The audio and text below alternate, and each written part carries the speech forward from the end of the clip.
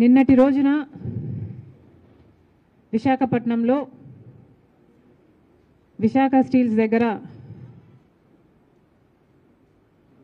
ఆ కార్మికులని కాంట్రాక్ట్ ఉద్యోగస్తులని 2000 మందిని తొలగించినందుకు ఒక ప్రొసీజరు ఓ పద్ధతి లేకుండా ఆ కారణంగా 2000 మందిని ఉద్యోగాల నుంచి తొలగించినందుకు నేను అక్కడ ఆమరణ దీక్ష చేస్తానని కూర్చుంటే రాత్రికి పోలీసులు మమ్మల్ని లిఫ్ట్ చేయడం జరిగింది. ఎందుకని అడుగుతున్నాం? ప్రజాస్వామ్యంలో డెమోక్రటిక్గా పీస్ఫుల్గా ప్రొటెస్ట్ చేసే అవకాశం ఈ రాష్ట్రంలో ప్రతిపక్షాలకు ప్రజలకు ఉందా లేదా? కూటమి సర్కార్ బదులివ్వాలి. అసలు మేము ఎందుకోసం చేశాం? మా కోసం చేశామా? మా హక్కుల కోసం చేశామా? మేము చేసింది అక్కడ విశాఖ స్టీల్లో కార్మికులకు అన్యాయం జరుగుతుంది. 2000 మందిని ఉద్యోగంలో నుంచి 3 నెలల్లో తీసివేయటం జరిగింది. ఇది అన్యాయం అవునా కాదా అని ప్రశ్నించడం తప్ప. కనీసం 2000 మందిని ఉద్యోగాల నుంచి తీసేస్తే అది చంద్రబాబు గారి నోటీస్లోనైనా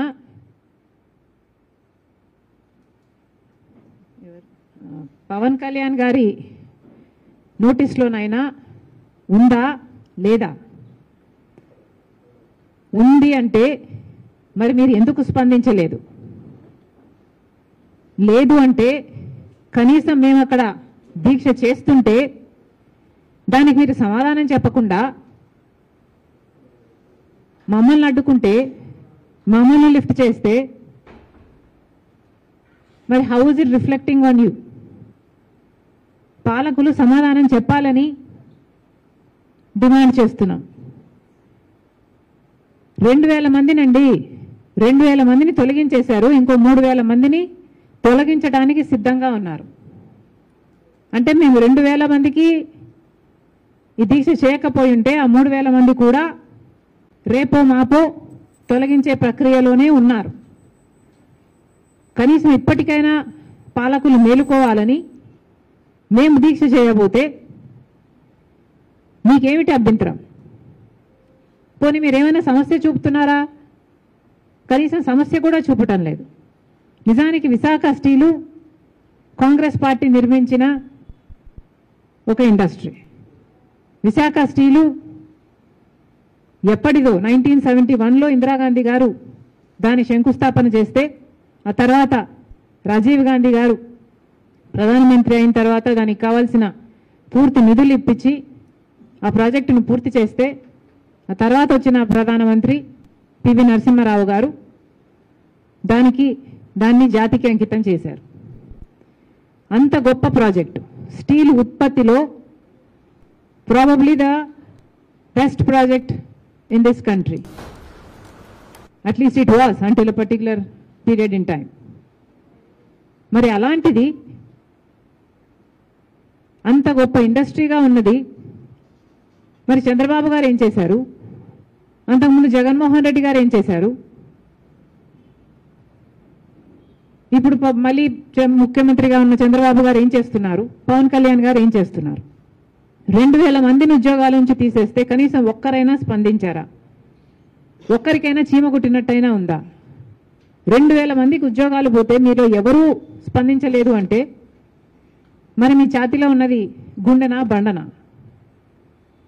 రాజశేఖర రెడ్డి గారు కూడా ముఖ్యమంత్రిగా ఉన్నారు మీలాగనే. కానీ రాజశేఖర రెడ్డి గారి స్పందన ఎలా ఉండేది? 2007లో రాజశేఖర రెడ్డి గారు ముఖ్యమంత్రిగా ఉన్నప్పుడు విశాఖ స్టీల్కు సంబంధించి ఎంత తపన పడ్డారు?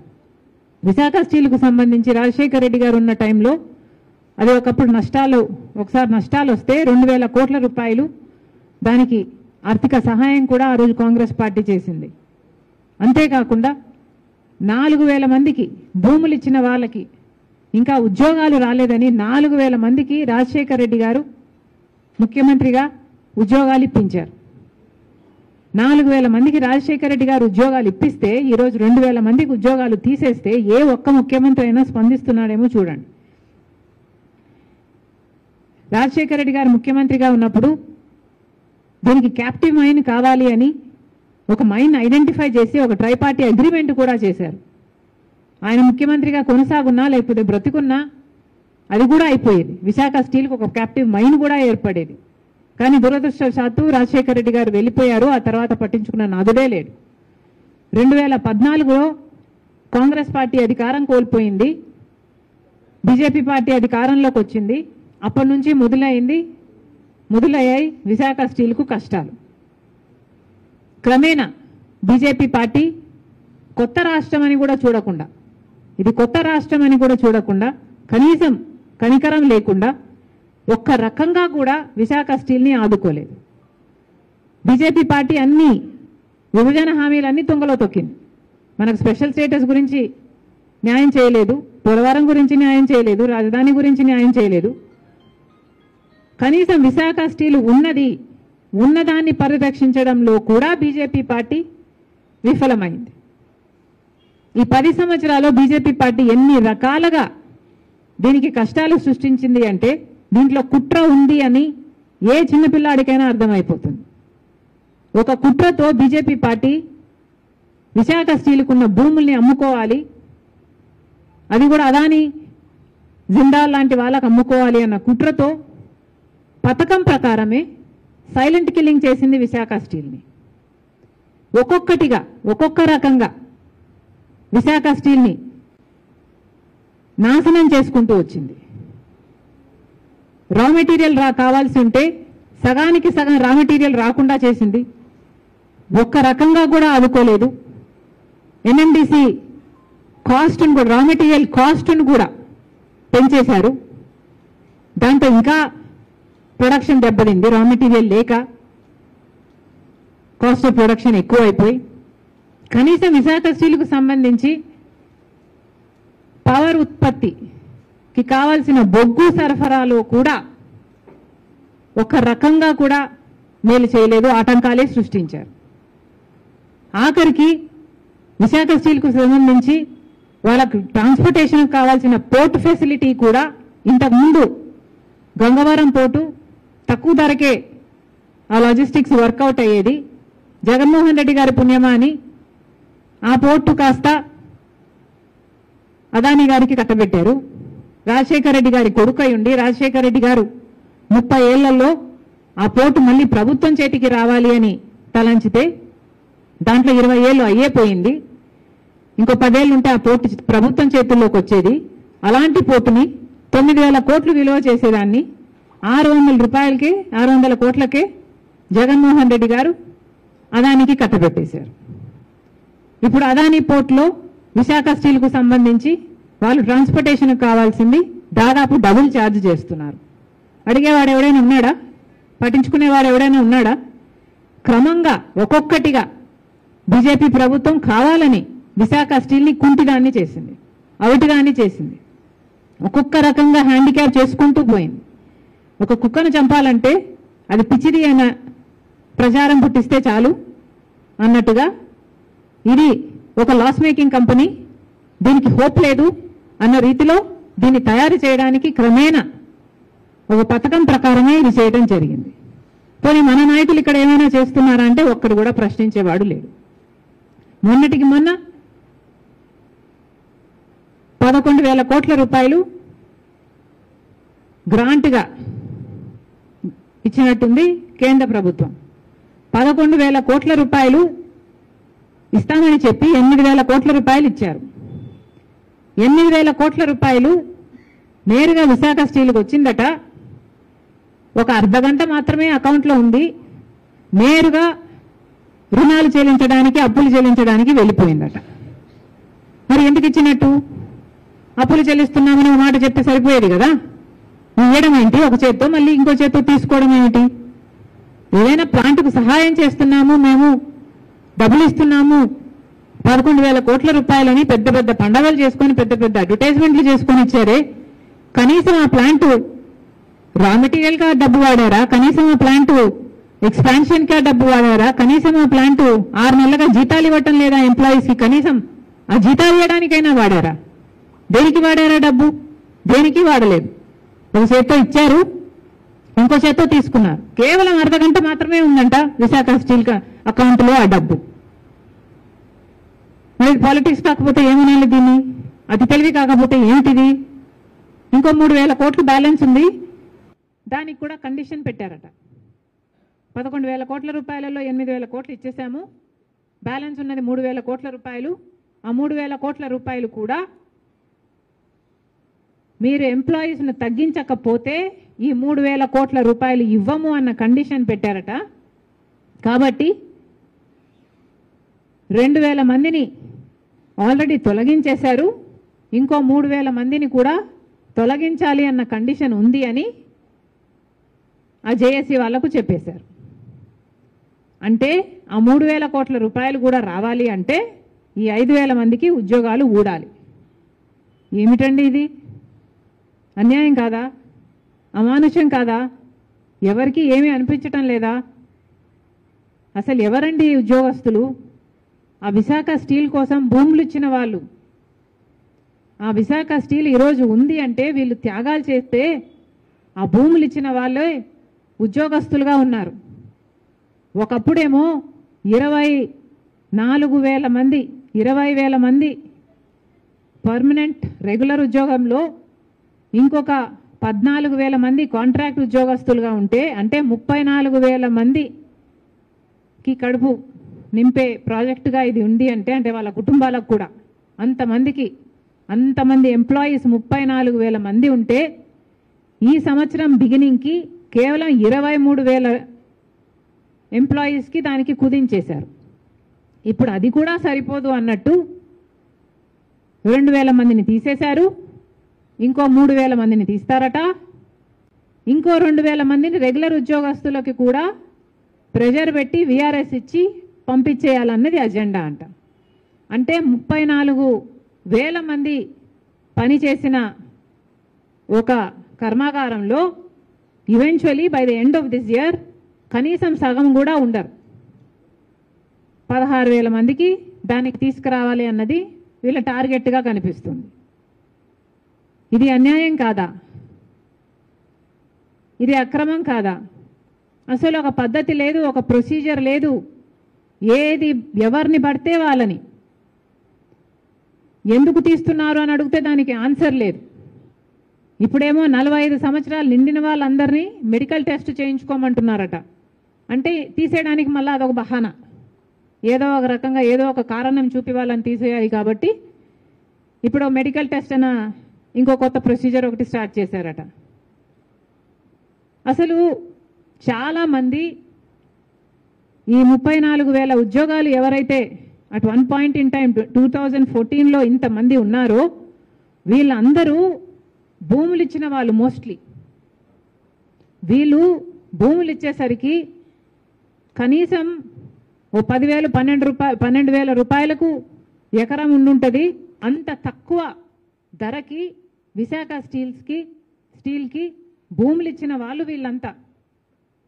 వాళ్ళల్లో ఇంకా 16,000 మంది 16,000 కుటుంబాలు ఈ భూములన్నీ ఏకం చేసి దాదాపు 26,000 అనుకుంటా ఎకరాలను ఇస్తే 8,000 మందికి మాత్రమే ఉద్యోగాలు ఇచ్చారు. ఇంకొక 8,000 మంది ఇంకా ఎదురు చూస్తూనే ఉన్నారు. వీళ్ళల్లో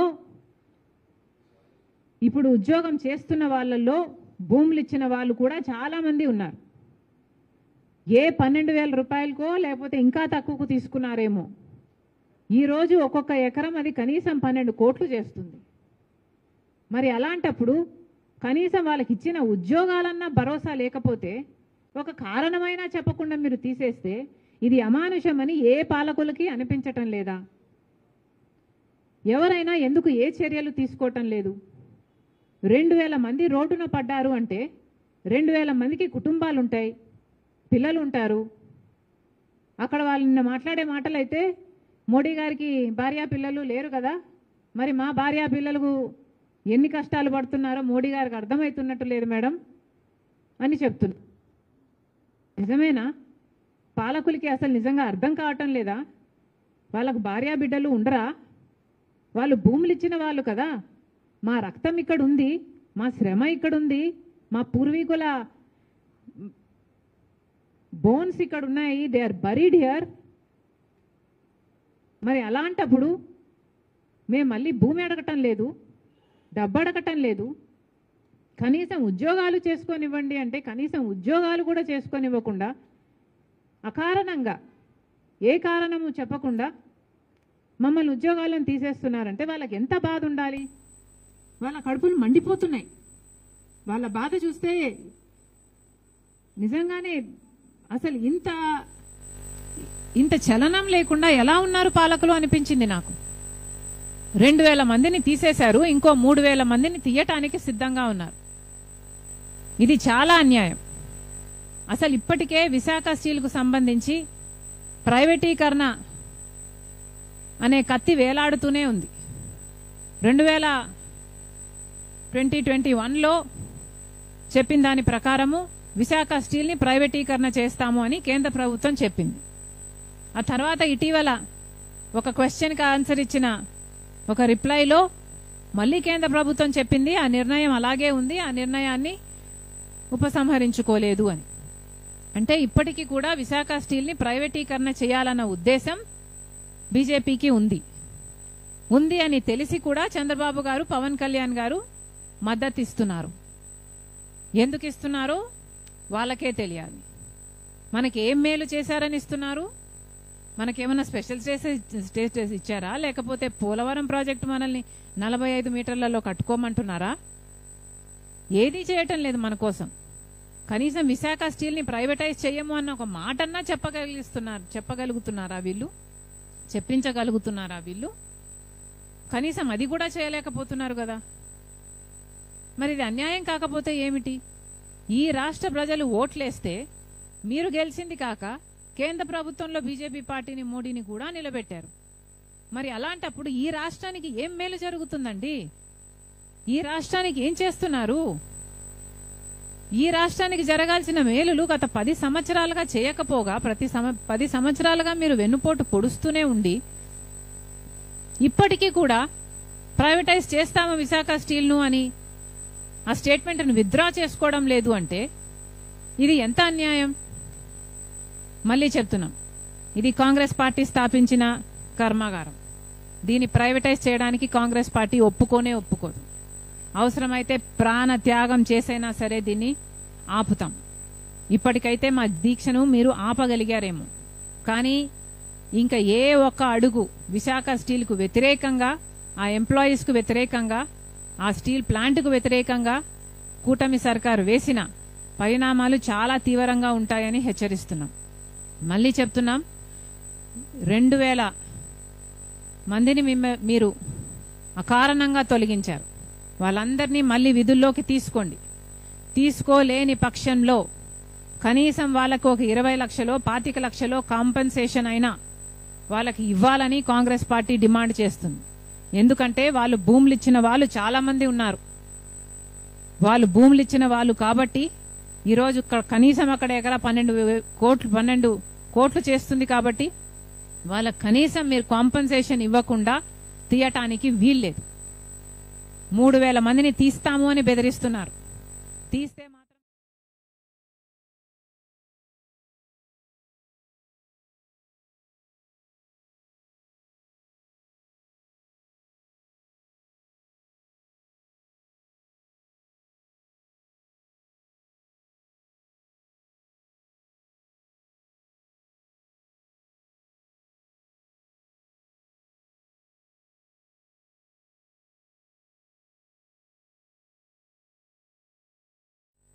విశాఖ స్టీల్ ని ప్రైవేటైజ్ చెయ్యబోము అన్న స్టేట్మెంట్ కేంద్ర ప్రభుత్వం ఇవ్వాలి.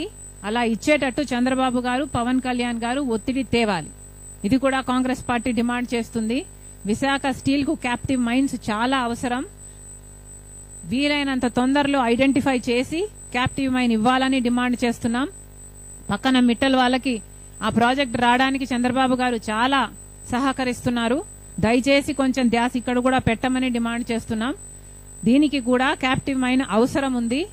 క్యాప్టివ్ మైన్ ఇవ్వడంతో పాటు విశాఖ స్టీల్ ని సెయిల్ లో విలీనం చేయాలని కూడా కాంగ్రెస్ పార్టీ డిమాండ్ చేస్తుంది.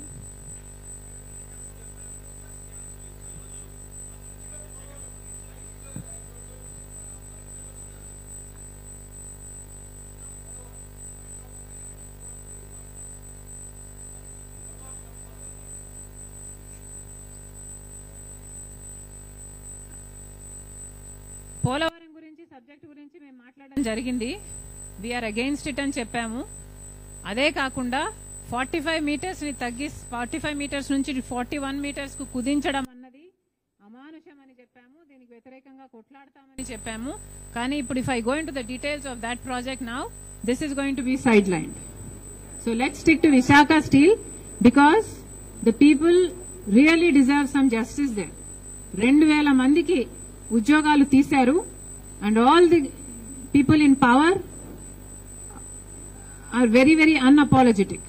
This is not something that can be tolerated.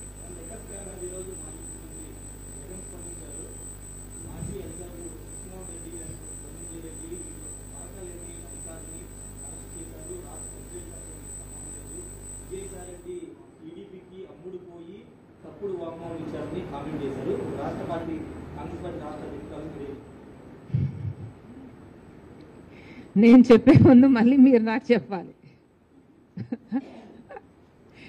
ఈరోజు సబ్జెక్ట్ ఏమిటండి? విశాఖ స్టీల్.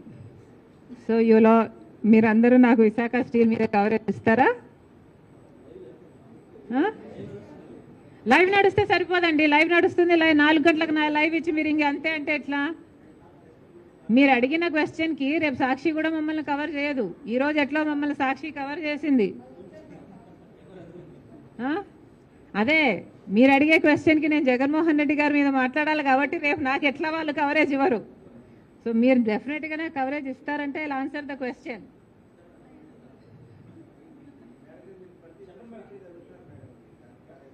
ఏది ఏం చేయాలండి? మరి మాకు మీడియా లేదు కాబట్టే కదా మిమ్మల్ని లైవ్ సరే అమ్మా, 4 గంటలకు లైవ్ సరే, మీకు వేరే కార్యక్రమం లేదు, లైవ్ ఇస్తున్నారు, fine, that's all right. But prime టైంలో కూడా కవర్ చేయాలి కదా అన్నది నా పాయింట్.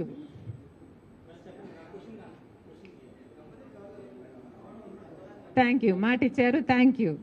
బికాస్ ఇప్పుడు 2000 మంది ఉద్యోగాలు పోయాయి, వాళ్ళ ఉసురు పాలకులకే తగులుతుంది అనుకున్నాం. మీరు నా కవరేజ్ చేయకపోతే మీకు కూడా తగులుతుంది.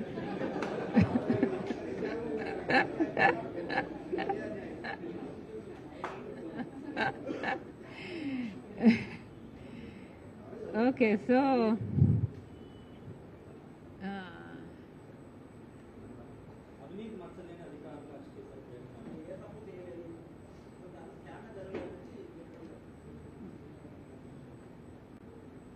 జగన్మోహన్ రెడ్డి గారు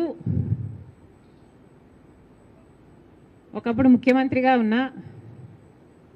ఉన్నవారు. అలాంటిది ఇప్పుడు తాజాగా మీడియా అంతా లిక్కర్ మాఫియా మీద డైలీ థ్రిల్లర్ సిరీస్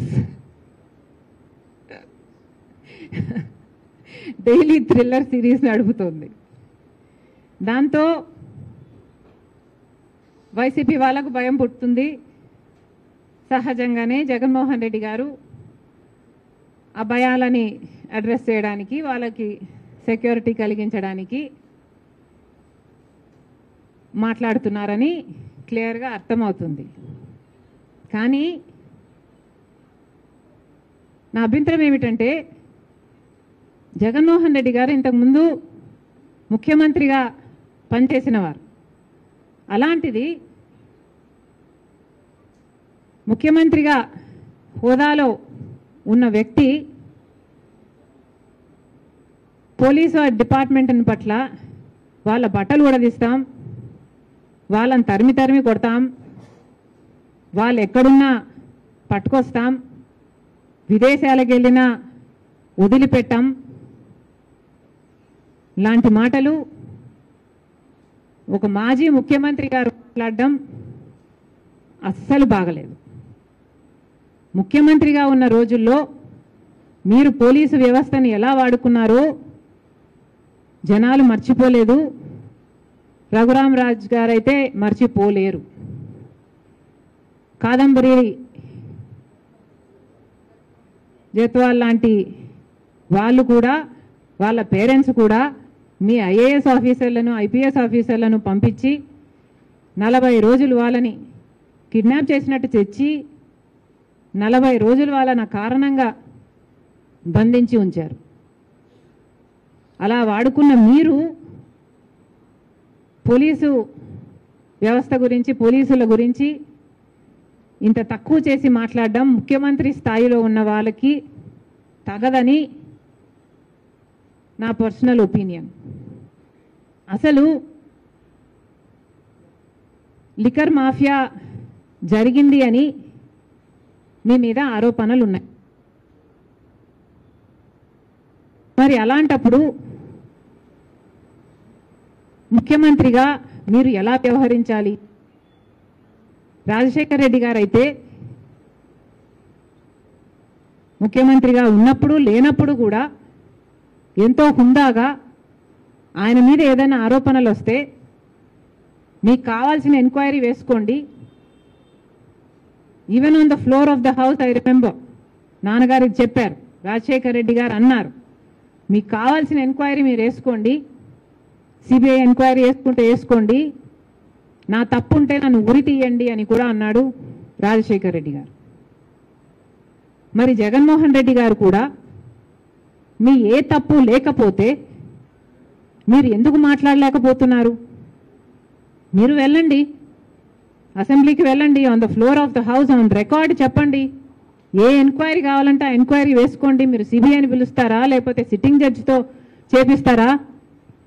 మీరు ఏ ఎంక్వైరీ కావాలంటే ఆ ఎంక్వైరీ వేసుకోండి, నా తప్పు లేకపోతే నన్ను ఉరి తీయండి అని మీరు అనలేకపోతున్నారు అంటేనే మీరు దోషి అని ప్రజలకు అర్థమవుతుంది.